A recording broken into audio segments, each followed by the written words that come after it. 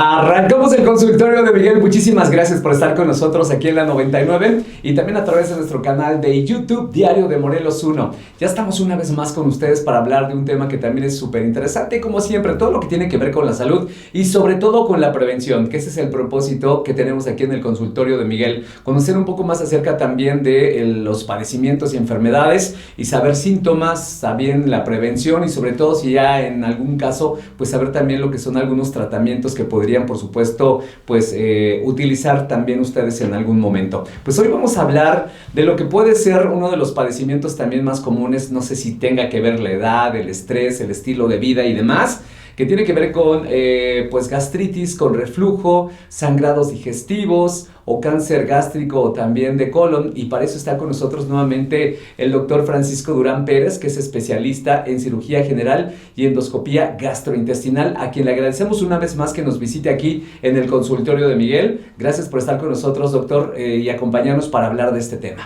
No, al contrario, muchísimas gracias a tu auditorio que nos permite precisamente llevar la oportunidad de dar un mensaje. Gracias a ustedes por la oportunidad de estar nuevamente acá y bueno, con mucho gusto.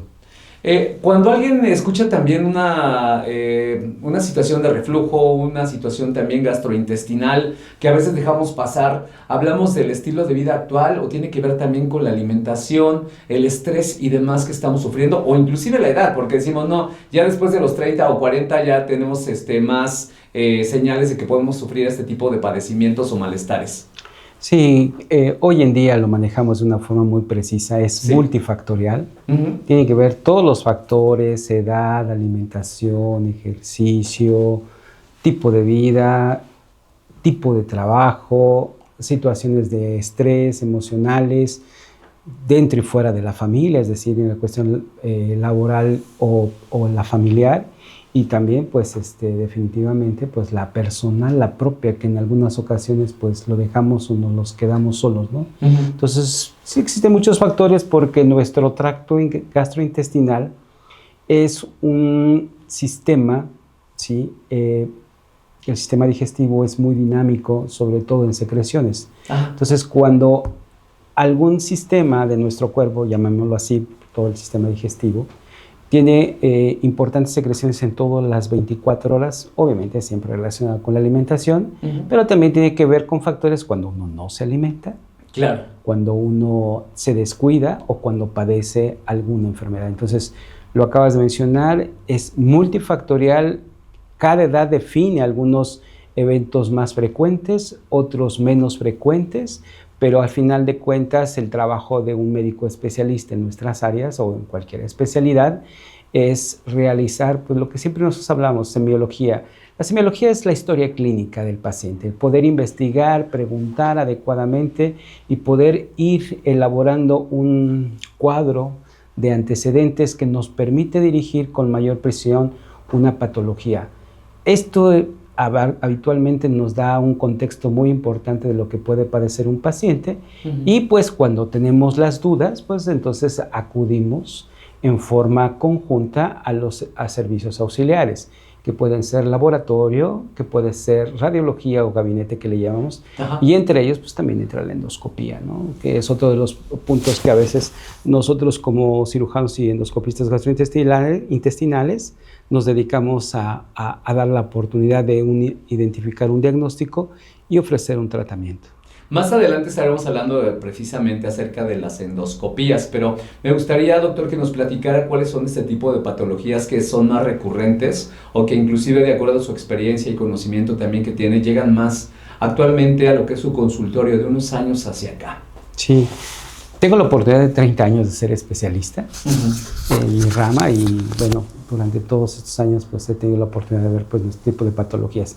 Prácticamente dividimos los problemas intestinales de sistema digestivo en dos. Uno que le llamamos síndrome de enfermedad acidopéptica, ¿sí? Que abarca reflujos, que abarca gastritis, que abarca esofagitis, ¿sí?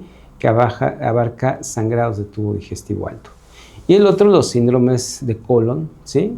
Síndrome de colon irritable, que también marca muchísimas patologías, desde problemas de colitis, problemas de enfermedades ya muy específicas, sangrados por cuestiones hemorroidales, sangrados por tumoraciones tanto benignas como malignas, y obviamente también en la parte del síndrome ácido péptico de arriba, que es nuestro tubo digestivo, pues el cáncer, lo que acabas de mencionar. Entonces,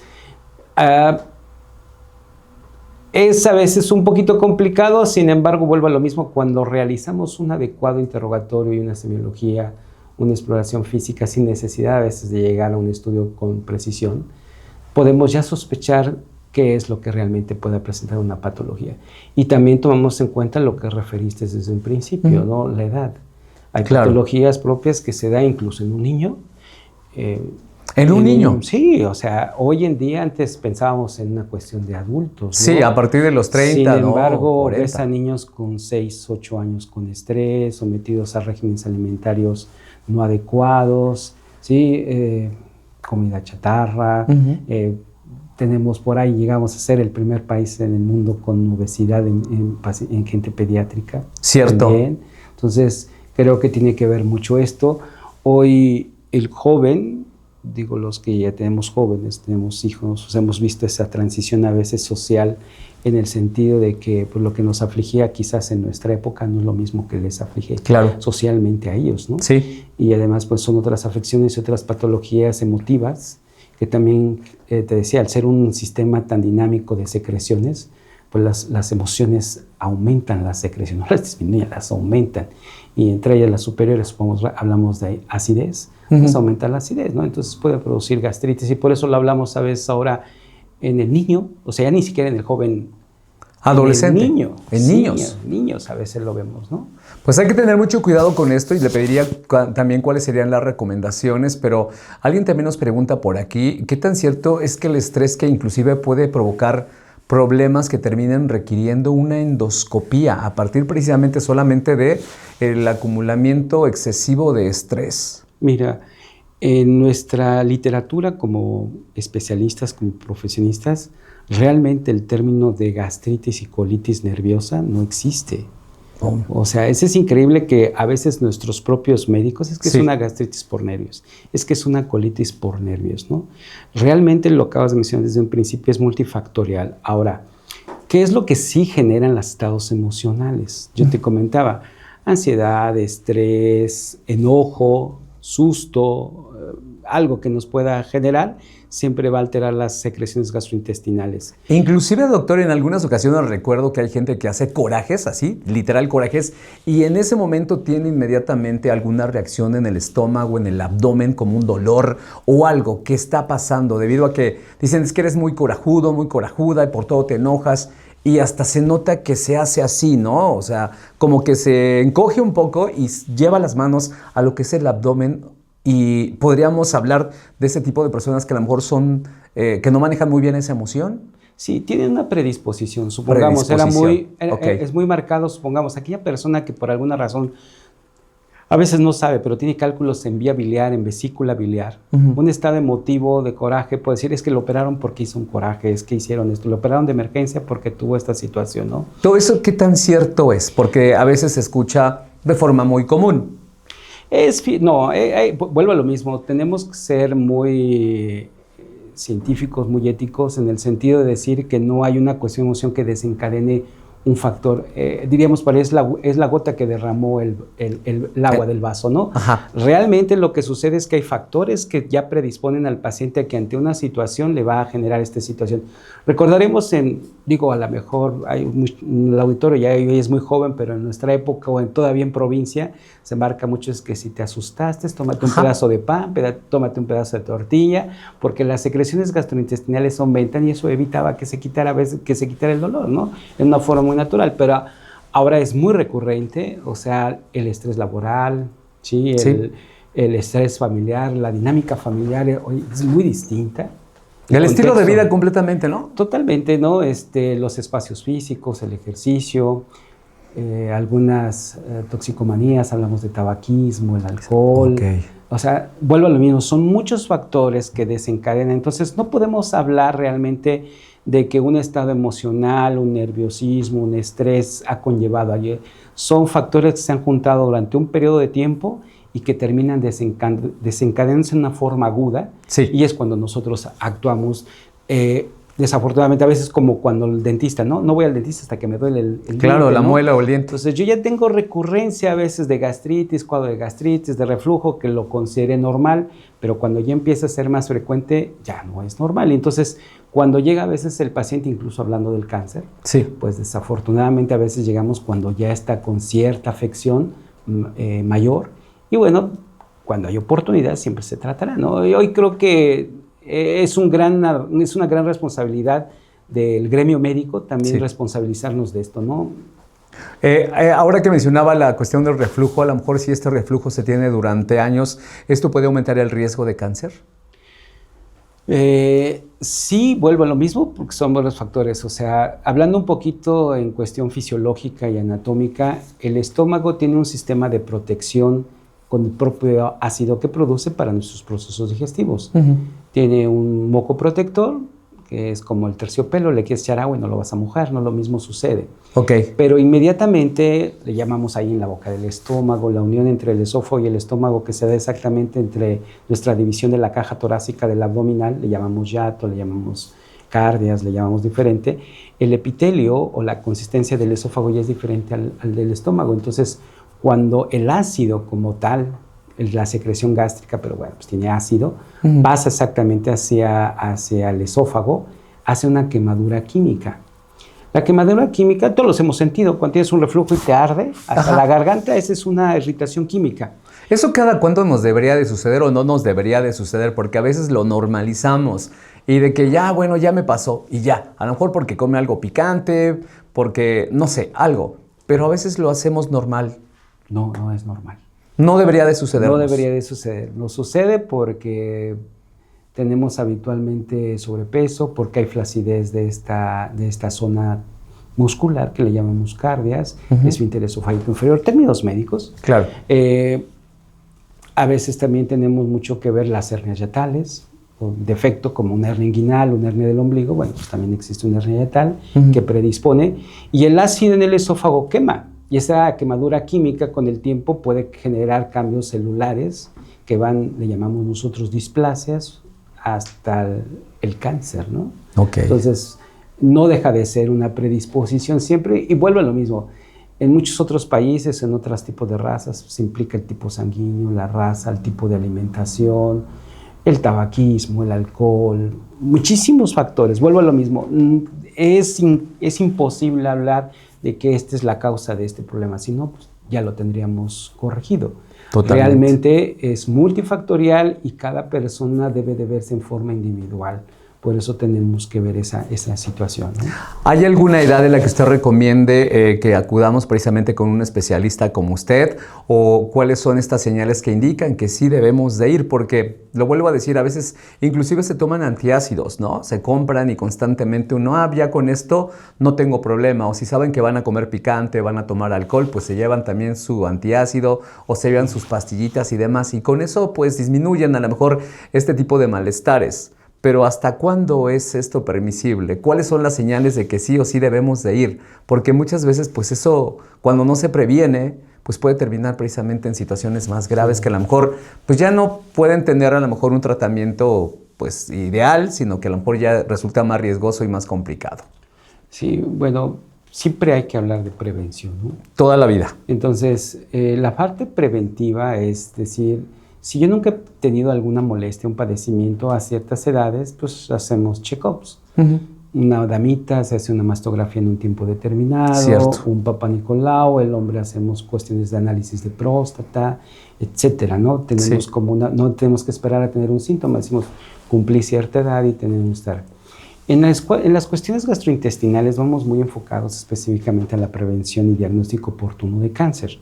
Entonces, en muchas ocasiones le decimos al paciente, pues después de 45 años, si hay algún síntoma, ya sea en tubo digestivo alto o tubo digestivo bajo, pues se sugiere primero un check-up, una valoración por un médico especialista como nosotros, y ya nuestro diagnóstico puede sugerir o no cierto tipo de análisis o estudios en forma preventiva. ¿Cuáles podrían ser estos síntomas ya a partir de los 45? Hablamos de lo que mencionaba, reflujo. Ya no es normal Ok. que, o sea, de repente, primero no es normal el reflujo. Ujú. Segundo, bueno, pues si lo tengo, bueno, algo tiene que ver. A veces es más frecuente, a veces no es más frecuente. Entonces, una de las pautas que nos da es la frecuencia de los síntomas. Entonces, uno de ellos es el reflujo. Sí. El otro es la gastritis o la acidez, o siento que me quema el estómago, siento ese tipo de detalles, podemos empezar a tener ese tipo de detalles, ¿no? Vomité sangre, Ok. no es normal. Evacuo frecuentemente diarrea, no me duele nada, pero estoy con evacuaciones diarreicas. Tengo sangrado transrectal, ¿no? Sin dolor, sin especificación. No creo que tenga hemorroides porque no me palpo hemorroides o cualquier tipo de cosa, ¿no? Entonces, ese tipo de síntomas ya te hacen sospechar. Uno de los que es muy incierto, pero bueno, también llama la atención, es la pérdida de peso en forma inespecífica, ¿no? O sea, no he hecho dietas, pero estoy bajando de peso, ¿no? Entonces, hay que irnos a la cuestión metabólica, diabetes, antecedentes familiares, pero también hay que irnos a la otra contraparte, ¿no? Ok. Que es importante. Entonces, son multifactoriales, pero a veces yo lo que les digo a un paciente o a las familias es que cuando consideres que algo no es normal y que se hace más frecuente, Sí. ve Lo sabes. ve por favor a que te hagas un análisis o te revise el médico de confianza que más tengas y él te dirigirá. Oye, no, es del corazón, oye, no, esto es del riñón, oye, esto es gastroenterológico, oye, esto es de oncología, esto es de ortopedia. Existen muchísimas, pero yo creo que pues la parte de nosotros como enlace médico es que decir, bueno, esta no es mi rama, pero te puedo compartir, te puedo recomendar o te sugiero que vayas a ver tal especialista, ¿no? Perfecto, doctor. Pues qué bueno que nos da esta información y de verdad es que sabemos exactamente cuando estamos teniendo ya este tipo de síntomas. Los dejamos pasar, los normalizamos, pero sabemos que tenemos que ir a una revisión, a un chequeo, para que nos diagnostiquen también. Y no podemos vivir así todo el tiempo porque después esto puede empeorar. Así que si tienen dudas, si tienen preguntas, han tenido este tipo de síntomas más frecuentes o algún síntoma que no hemos mencionado el día de hoy, compartan con nosotros a través del 777-499-1991. Estamos aquí en el consultorio de Miguel. Está con nosotros el doctor Francisco Durán Pérez, así que regresamos después de esta pausa.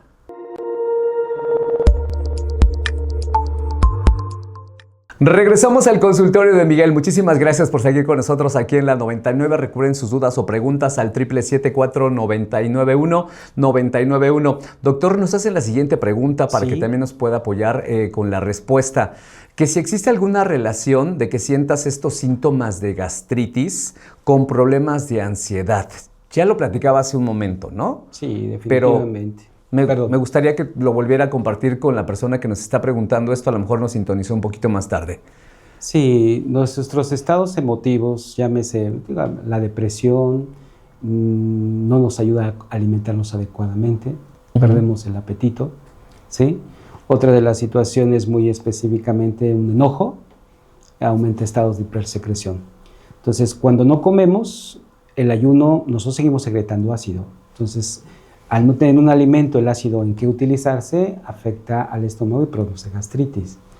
En un enojo, un estado hipersecretor, si secreto más ácido de lo normal y tengo susceptibilidad también por ya de acidez o de gastritis previa, pues aumento los síntomas. Entonces, vuelvo a lo mismo, lo comentábamos hace un momento, ¿no? Aunque no deja de ser multifactorial, en la experiencia de la oportunidad que me ha dado la vida de estos 30 años como especialista, el factor emocional es muy importante.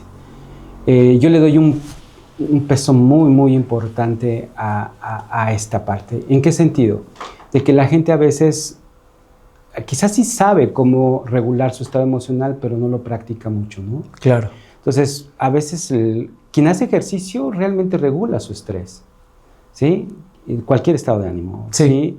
Quien se mantiene con un hábito de la lectura, la música, el baile, que no deja de ser ejercicio, el cine, ¿sí? También genera, te pones a ver escuchar una música y te pierdes y rompes un poquito de estar pensando siempre en un problema, ¿no? Claro. Para algunas gentes, supongamos nuestras damas, luego en casa yo tengo puras damas, entonces ir a los centros comerciales y andar viendo y todo, eso no deja de ser una oportunidad de ir equilibrando nuestros estados emocionales para ello, ¿no? Hay gente que en alguna ocasión tiene manualidades, desde pintar, desde escultar, desde tejer, hacer cocina. Sí, o sea, Ajá. no dejan de ser oportunidades que nos gusta realizar para ver, ¿no? Entonces, creo que es muy importante que la gente sepa que tiene muchas oportunidades, solamente hay que buscar un hábito que habitualmente nos gusta, romper adecuadamente esto, ¿no? El dormir. Dormir bien. Sí. No saben qué tan bien hace. Yo la verdad es que no tenía últimamente una buena calidad del sueño, pero porque me dormía tarde. Igual entre preocupaciones, entre qué voy a hacer mañana, entre ya tengo este otro pendiente, el teléfono y pantallas, ¿no? Pero a partir de cierto momento dije, no, ya, esto tiene que cambiar. Y empecé a dormirme más temprano, porque pues obviamente me levanto más temprano y no sabe cómo ha cambiado precisamente mi energía, mi estado de ánimo. Y la verdad es que logras hacer también más cosas.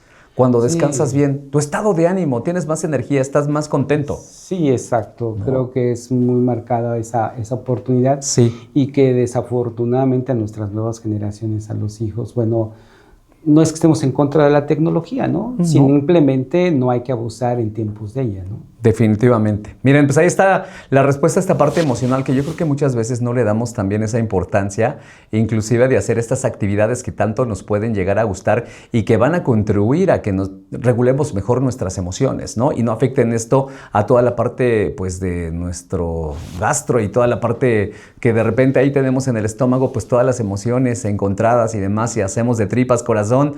O igual podemos decirlo cuando se dice que sentimos mariposas en el estómago. A final de cuentas, es una emoción cuando alguien nos gusta o estamos enamorados, enamoradas, ¿no?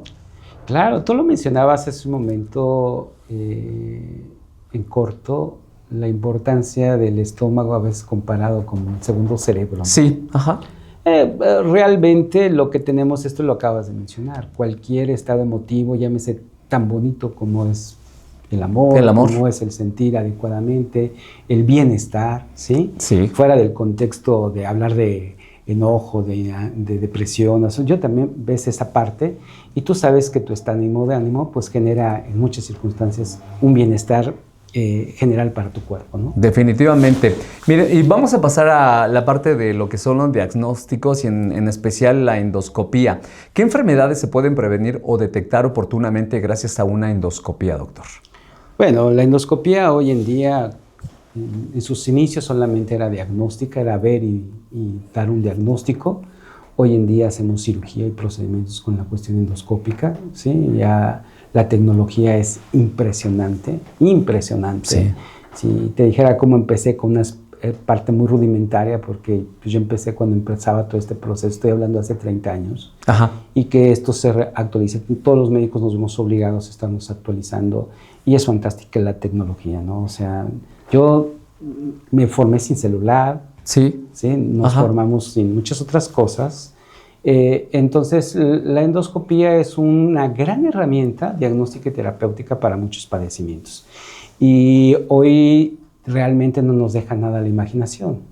Antes, ya a veces yo ponía el ejemplo de la endoscopía, a veces con la radiología, que no sustituye, se complementan. Quiero decir, la endoscopía no sustituye los estudios tan magníficos que se hacen hoy radiológicamente, se complementan. Pero yo les decía a veces, si me quieres que vea tu estómago, si me pones un vidrio opaco, voy a ver sombras del otro lado, no puedo imaginarme si es hombre, mujer, si es alto, chiquito, grande, de acuerdo a la proyección. Pero cuando veo un cristal transparente, como es la endoscopia, que me permite meter un lente a través de nuestros orificios naturales digestivos, como es la boca o la región anal, pues me permite visualizar en forma directa lo que hay y no dejo contexto absolutamente nada. Y en sus inicios la endoscopia solamente era visual. Veía, pero no podía yo hacer nada. Teníamos que... Por eso nuestras especialidades se complementaban. Yo soy cirujano de primera parte y después hago otra especialidad que es endoscopía que complementa. Entonces, lo que yo veía endoscópicamente lo terminaba después en forma quirúrgica. Y luego la tecnología nos permitió ya compaginar de una forma conjunta ambos procedimientos, cirugía y endoscopía, ¿no? Entonces, realmente hoy pues, hacemos resecciones, cubrir hemorragias, diagnósticos precisos, estudios histopatológicos. La endoscopía es un gran advenimiento para las patologías que tenemos de tubo digestivo y en alguna ocasión a veces le digo a mi paciente, oiga, es que yo necesito hacer endoscopía porque pienso que puedo tener algo. A veces hacemos el estudio por tranquilidad del paciente. O sea, pero mejor porque es preventivo. Claro, y es lo que les digo, miren, lo que necesitas es tener una evidencia tangible Sí. de que realmente lo que yo te estoy diciendo es verdad. Entonces, ese es donde a veces llegamos a esta forma muy importante de decirle, estos estudios me señalan esto. Y tu tratamiento ya me lo confirmó, estoy en lo adecuado, o cuando hay alguna modificación, pues el estudio me permite redirigir el tratamiento y poder ver el bienestar del paciente, ¿no? En ocasiones hay personas que escuchan la palabra endoscopía y pues lo primero que tienen es miedo. Preguntarle, ¿una endoscopía duele o es más miedo que no sé, hasta el nombre o igual ver solamente algunos de los procedimientos que se hacen o como podemos ver la endoscopía? Aquí vamos a hablar de dos partes, estimado Miguel y a tu auditorio. La endoscopía no duele, pero ¿por qué no? Porque habitualmente lo hacemos dos profesionales en salud, uno que es el endoscopista y el otro es el anestesiólogo. Cuando hablamos de anestesiólogo, hasta eso también les da temor al paciente, ¿no? Porque es que me van a poner anestesia. No, es una sedación, un sueño fisiológico, pero el especialista quien lo debe de hacer es el anestesiólogo. Sí, claro. Habitualmente, híjole, es la verdad, a veces en nuestro país, lo hablamos hace un momentito, la parte privada nunca te va a dejar hacer una endoscopía sin sedación, sin un anestesiólogo.